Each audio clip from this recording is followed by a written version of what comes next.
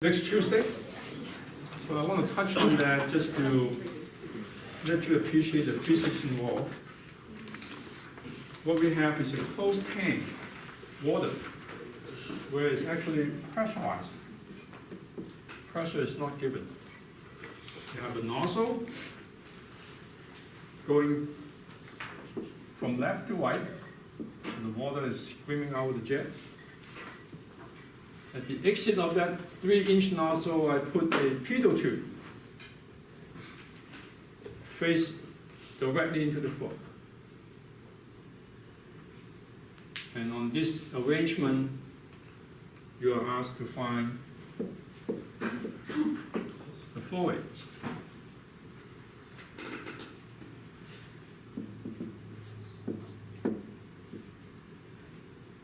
And after that, as part A, you're asked to find the pressure, say in this pressurized tank. So just for simplicity, I'm going to give you a couple of label of locations of 4 points to help discuss the problem. So what equation you think you will use to solve this problem? First and foremost. That's very good. What else? Bernoulli, very good. Anything else?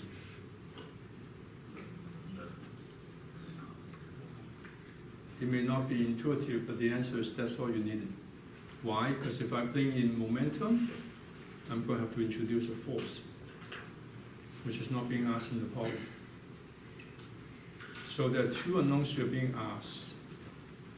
It turns out you have to use Bernoulli twice, along different paths of the streamline in order to get both answers. Right? So that's a very important hint for you to keep in mind. Now, before we dive into do this problem, let's make it a little simpler. If I just tell you this is an open tank instead of a pressurized tank, how may that change the problem? What drives the flow to go from left to right? Gravity, very good. If I pressurize it, like you said in the problem, all I'm doing is putting more pressure to increase the flow rate. And that's what you have to deal with. A free jet coming out, what is the pressure at the exit of the jet? Atmospheric. What is this pitot pole measuring? What kind of pressure? Stagnation pressure. Okay? And the arrangement of this tube is no different from the other homework you have done, which is air. Like the car in the wind tunnel, that's air. Now you have water. Okay, so the height of all this fluid being water counts. Okay, so you have to account for the density of water in the different location of this problem. Does that make sense to you?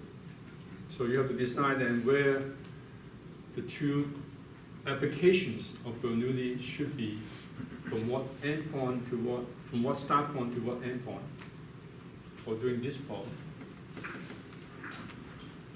And I'll give you a hint, you can do that by covering what happened in the tank. And then subsequent to that, when you're asked to find the pressure here, what endpoint will you start and what start point will you pick? Okay, so there's a lot of hints given away in tackling this problem. And I think you'll find that more trackable with all that insight. All right? Okay, so I'll leave you alone to do this homework. Before I talk about the next homework, I want to revisit the stagnation pressure as well as a wind tunnel, just like that automobile car problem. But except I'm going to make my wind tunnel a little bit more sophisticated. And this has bearing on other future homework that is to come next week. So the car problem in the wind tunnel has a very simple cross section, and we're drawing air in from the ambient. And all I've done now is to add the float, or minimum area float.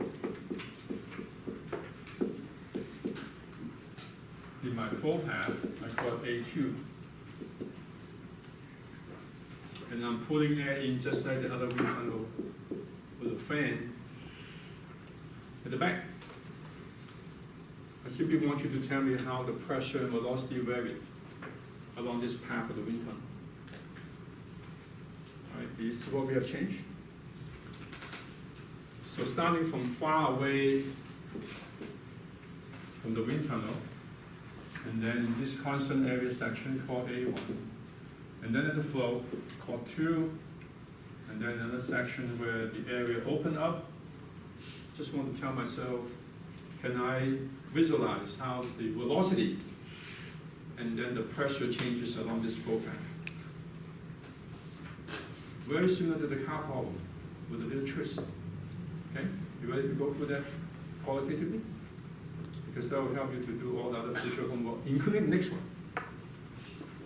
So first, again, air far away from the tunnel. What is the velocity at this far upstream station? Same question I asked many times before. Zero. Right? And it's from continuity. Because of that, then my pressure is simply 14.7 psi of drawing air in from a stagnant, not moving atmosphere. So my stagnation pressure at the outset, stagnation pressure, is simply atmospheric. P0 is my other nomenclature for stagnation, zero velocity. So I'm starting from this reservoir of 14.7 of air. That's my stagnation pressure anywhere along this flow path. Anywhere I have a place that the flow will stop, like the nose of the automobile, or I stick a pedal pull in anywhere along this path, what will I read immediately? If I stick a pedal pull here, or here at the flow, what do you think I will read? 14.7, which is what you did for the homework, 5, right? Do you see that? So that's something you should be able to visualize.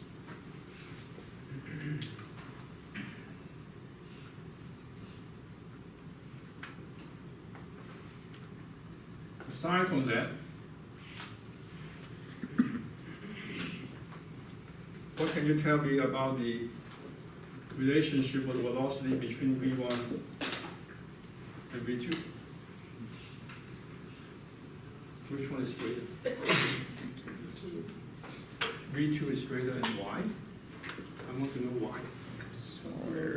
Bernoulli, momentum, continuity? Continuity, there's only one answer. I want to make sure you follow that logic. Velocity has to be faster at the smallest area because of continuity. As such, where is the maximum velocity in this flow path? Highest velocity? At the flow. That's why it's called the flow. And if I pull enough suction, this velocity can go to Mach 1 speed of sound. And that's how people create a supersonic wind tunnel. This is one.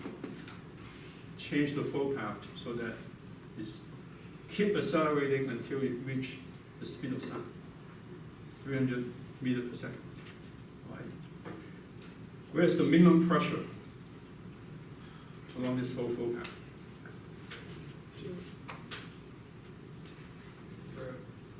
Do you have to think? Where is the minimum pressure along this whole flow path from 0 to 1 to 2 to 3?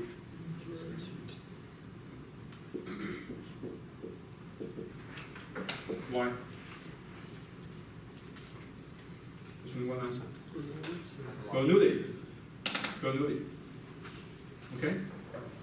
That's the insight I'd like you to have for problem of varying area flow channel. And there are many applications, your car carburetor, and other homework that will be forthcoming. But in essence, continuity plus Bernoulli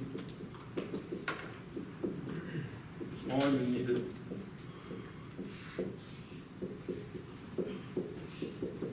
for any point along this flow path. No more, no less. If you can anchor this, you're all set. All right? So that's kind of a diversion from the homework, but now then I discuss the homework, you see how they're related. By the way, there was a question asked during the break. This pressure dPdN is in which direction? The normal. This direction. All right, we did the one in the S direction already, so I want you to look at it 90 degrees and tell me the equation of motion of epicular MA in the vertical or normal direction. Okay, so homework.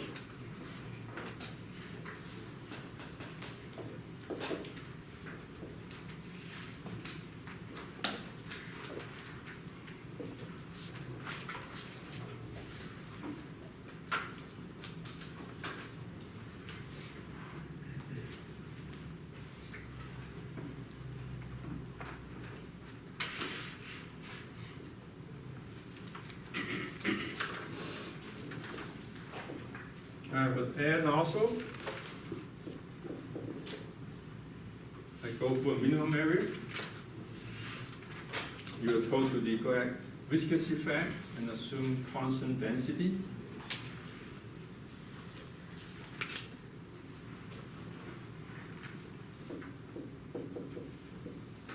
You are asked what is the flow rate in this problem, of which in the flow area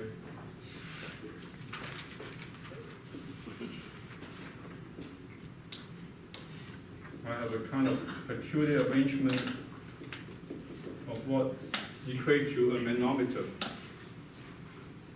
There are other dimensions given. Maybe I should hint at that.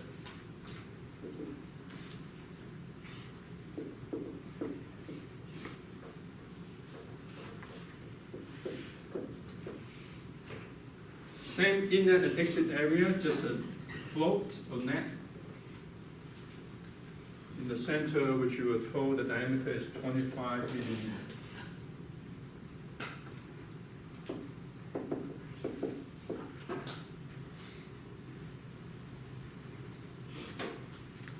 So you have a minimum area at 25 millimeters, as we discussed.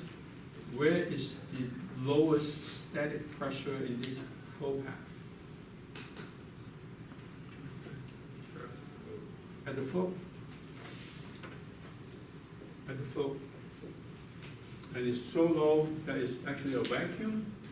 Because of that, we draw a column of water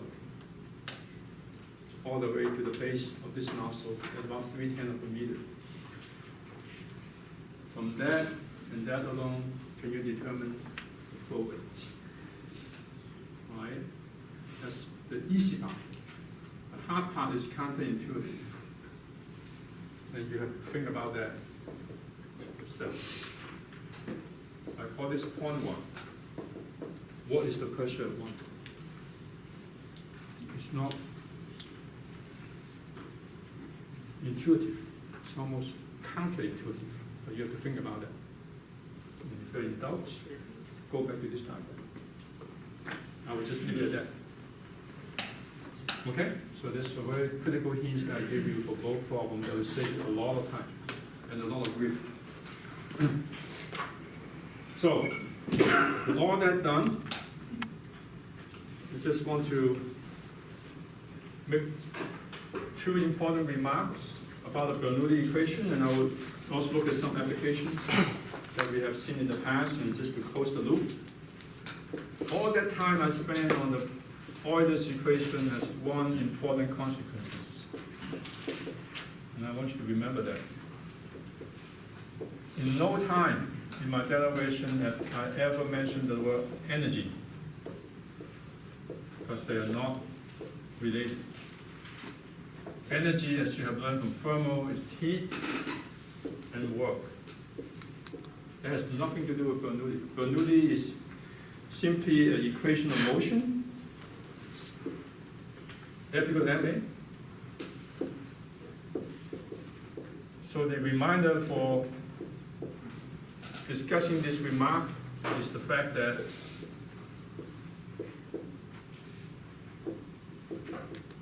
decouple, don't mix them.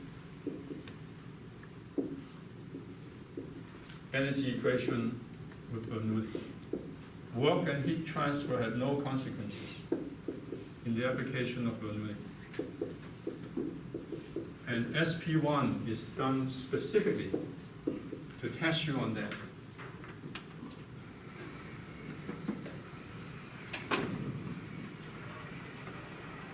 Okay? So a month and a half from now in the final exam, if I ask you, where does Bernoulli equation come from?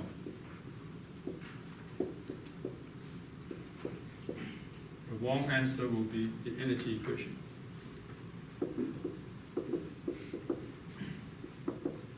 correct answer is the equation of motion, F to the MA, for inviscid, frictionless fluid by integrating the Euler's equation.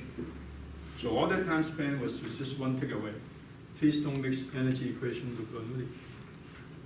Okay? And SP1 will test you the core of that.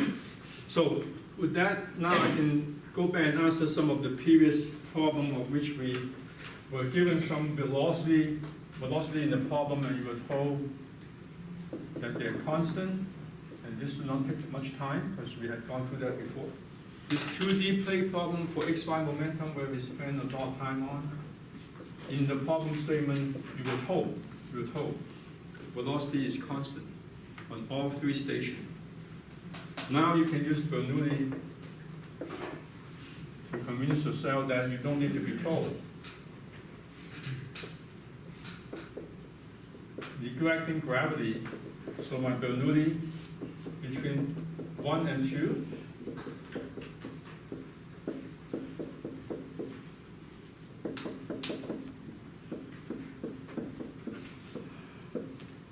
simply boils down to the fact that pressure is atmospheric, free jet, no change in gravity, or no change in body force, and V1 must be the same as V2, and it's the same as V3, right? So moving forward, then that will not be a given. You should know it from Bernoulli. Another problem way back in the first week of the semester of the continuity equation where we work on the ejector pump. And this happened in a chemical processing plant a lot, where they have a lot of high pressure steam, high temperature, high pressure steam for processes. And they used to generate a vacuum. And the way they do it is to force the steam at high pressure and high temperature, like thousands of degrees centigrade and a couple of hundreds of atmosphere through a nozzle where you have high velocity jets swimming at supersonic speed. And from Bernoulli, you create a very low pressure, deep vacuum. And this vacuum then will draw air in, creating some suction, and hence the word ejector pump. And that again can be looked at by way of the Bernoulli equation. All right? In your 21-24, some of you may have done a homework problem on an airfoil, on an airplane, whereby in the problem statement,